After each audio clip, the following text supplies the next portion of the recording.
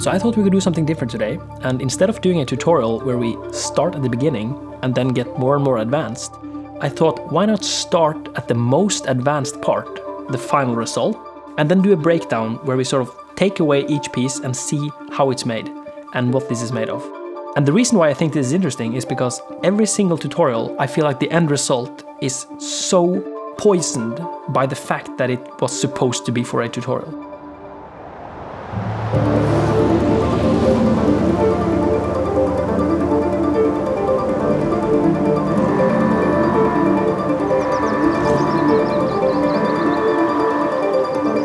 So this entire shot was just me having full creative freedom, making whatever I want, and the only criteria was that it was going to use some drone footage, which I happen to have a drone, I happen to have a license for that drone, and I happen to live in Norway, which is, I mean, look at this.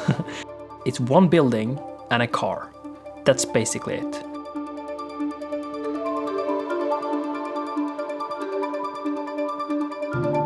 These buildings are from this Blender Market asset pack made by Wolf. It actually is that modular that this GIF is showing. You can change all the stuff that is sort of possible to change. So I've just slapped these buildings in here, sort of placed them so it fits with this really weird, what layer is this? Yeah, this shape. This really weird thing isn't really anything by itself. Like, what is this? It doesn't really look that impressive, right? Once you combine it with these buildings, you sort of get this alien kind of look. It looks, I mean, you buy it because it's a drone footage, it's in real life, you get so much for free. So this was created using the J-Splacement program. I'll leave the link in the description. It is a program where you can sort of generate these 8K textures. Yeah, you can see it is working. And then you can save the height or the color and you get these super crisp 8K textures. You can toggle colorizer, you can do all this kind of stuff. Really cool. And it's a great program. So I use this. This isn't going to look really good in the viewport, but there is a displacement modifier that sort of drives this. I just need some alien technology. I thought that's what I want. And then it is this simple deform modifier that just twists it and makes it a little bit less computer generated. It has more of a designer vibe to it. And then there is this whole node setup that is a lot of gibberish because I didn't have to make a tutorial about this, so I could just make it work. You get a completely different result than if you'd have to make a tutorial about something. So there's also this rusty metal texture here, probably from Polyhaven. Fantastic assets there. Yeah, the car is from another Blender Market add-on, Traffic Library by Polygonic. And it's a really great library. All the cars are rigged, so you can animate them, but I never use these rigs. I mean, $69 for all these cars. That's a more value than if you were to like purchase all the cars on TurboSquid or something. So please keep in mind, these are editorial licenses. So it means you can't really just use this for whatever you want. You have to be a little bit clever about it. You have to put it in the background, you have to put it in the, I'm not a legal expert, don't listen to me. Here we have the car. You can see it is modified a little bit with some thrusters. This is going to look really weird. Oh, no, it looks great.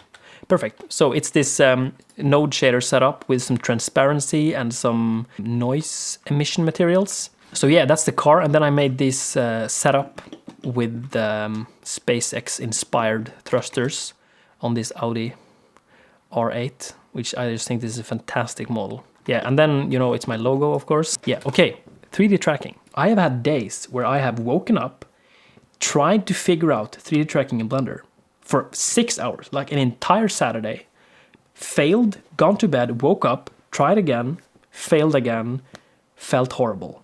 And then you'd go to youtube.com, which is a website where you can watch videos, and Ian Hubert made a video where he just... yeah, he's got it figured out. So check out his amazing tutorial. I wish that tutorial was the first thing I saw when I was born. That's how good it is. I also wish to see it as the last thing before I die. So after you've done the 3D tracking and everything is set up and you're ready to just get on with your life and just start actually working on the scene, what's really cool and really efficient to do is in the footage tab in the motion tracking panel under proxy and timecode, you can enable this And then you can, for example, click build original 25% and then click build proxy timecode. And this will write video files that are like super easy to work with and super low resolution, 25% actually. So now we can select the camera, and when the footage is set as a background image, instead of having it set to none full render, where this is really choppy, you can now set it to the value that you selected. So 25%, and now you have really smooth sequence, and this makes it super easy to work with. So one thing that I really like to use when I'm compositing on real footage is that this plane, which is the shadow catcher, so in the object properties, you can see it has a visibility mask, shadow catcher is enabled. So this means that we have this shadow. Oh, the sun is gone. It was actually invisible. So now that when the sun is enabled, you can actually see that there is a shadow here. But what I did is to take a screenshot from the drone footage. It looks like this. It's just a still image. It can be projected from the camera. You give the plane a bunch of subdivisions and you view it from the camera view, and you press U and project from view, and it will sort of map this image. And the reason why you want this is because this will create some reflections. Let me show you what this looks like when I'm disabling it. So look at this, the building just turned white because this, even though it's a shadow catcher, is interacting with the scene. So that's why this texture is set to be diffuse. And then instead of having to look at this ugly mess all the time, I've just set it to display as bounce. So now it's just this transparent plane in the scene. So HDRIs. Instead of searching the web, trying to find an HDRI, I like to just take this same screenshot that was used for this ground texture and use it as an HDRI environment map. So in the world settings, you can see I just have this picture that looks like this, and this is the HDRI environment map. And you might be thinking that's going to look really bad, and you're probably right, but it just works. So if I turn off the film transparency here, you can see that this just looks almost like an HDRI. You just want to set sort of the tone, the base color tone of the environment, and you will get some reflections, and it really helps with the realism, I think. So to recap, you can use a simple screenshot from your footage and just set it as a world environment map, and it's going to have this ugly edge, and it doesn't matter because it just makes this environment feel real. So now when we set the film back to transparent, you can see it feels like it's some real reflections on the car, for example. So now let's have a look at the compositing. So we'll start out by just rendering the scene, a still image, and see what happens. So first, the thrusters are going to start rendering. And then the car is going to rendering because these are on separate view layers. And then the buildings are going to start rendering. There it is. And then the shadow catcher kicks in. Yep. And as you can see, it really takes a long time to render these three layers individually, but I'll show you in a second why we're doing it this way. Okay, so this setup is going to look super confusing, but I'm going to try and walk you through it. First of all, we have 3 render layers. We have 1, 2, and 3, and then this 4th input is the movie clip, which is the background. So what's going on here is that the thrusters has a glare node and is put on a black background.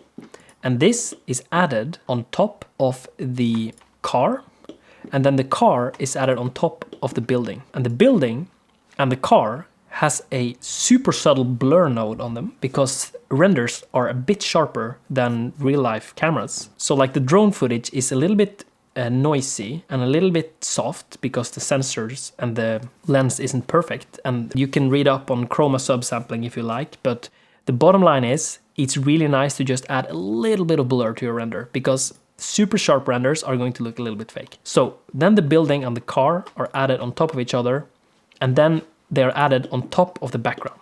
This whole setup is more advanced than it really has to be because I thought I would be doing the compositing in a different program. I promise at some point I will do a proper compositing tutorial because it is quite simple. I've just done it way too advanced in this video. But the bottom line is you can use the shadow catcher to render some really cool renders, and then you can slap them on top of 3D track drone footage. And that's possible in Blender, and it's really cool. The sun is not at all coming from this direction. It's coming from like way over here, and it's a sunset, right? But instead of trying to replicate clouds or replicate stuff like that, I just took the sun, made it incredibly soft. This is way too soft. It's not even a sun anymore. So it's basically like this huge softbox, and it sort of just ends up looking sort of correct. So to finish this, I just want to say one more thing that's really beautiful about doing visual effects. is that, for example, this trick with the sun and the cheating with the HDRI and the shadow and the fake building thing, it ends up working at the end. That's what matters. If the viewer can say, hey, I enjoyed that shot, or I thought that looked cool or realistic or whatever the style you were going for, that's the truth. It doesn't really matter how you did it. And that's just so beautiful. And I think it's actually amazing how powerful Blender is already. And I can't wait to start doing more compositing in Blender now that we have a really good working shadow catcher and the really fast Cycles X render engine. So thanks so much for watching this breakdown. Please let me know if this is something you would like to see more of, because I had a really fun time making this. I basically just made whatever I want in 2 days, and if I can do more of that, that would be amazing. So please let me know what you think. Thanks for watching.